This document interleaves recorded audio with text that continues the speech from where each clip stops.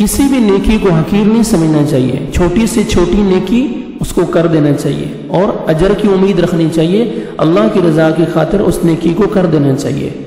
سیدنا ابو ذر رضی اللہ تعالیٰ عنہ سے روایت ہے، رسول اللہ صلی اللہ علیہ وسلم نے فرمایا، اے ابو ذر لا تحقرن من المعروف شیئا، تو کسی بھی نیکی کو ہرگز حقیر مت سمجھ، خواہ وہ نیکی یہی ہو کہ تم اپنے مسلمان بھائی کو خندہ پیشانی کے ساتھ مسکرا کر ملے، اور اگرچہ وہ نیکی یہ ہو کہ تو پانی مانگنے والے کے برتن میں اپنے ڈول سے پانی ڈال دے، یہ بھی نیکی ہے۔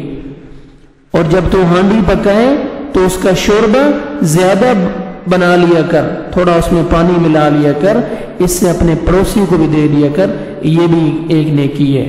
تو کسی بھی نیکی کو حقیر نہیں سمجھنا چاہیے۔ یہ 3 نیکیاں اللہ کے نبی صلی اللہ علیہ وسلم نے چھوٹی چھوٹی اپنے صحابی کو بتائیں کہ تو ان نیکیوں کو کر دیا کر اور حقیر مت سمجھ۔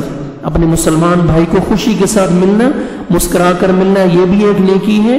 کوئی آپ سے پانی مانگے تو اپنے ڈول سے نکال کر اس کے ڈول میں ڈال دینا، یہ بھی ایک نیکی ہے۔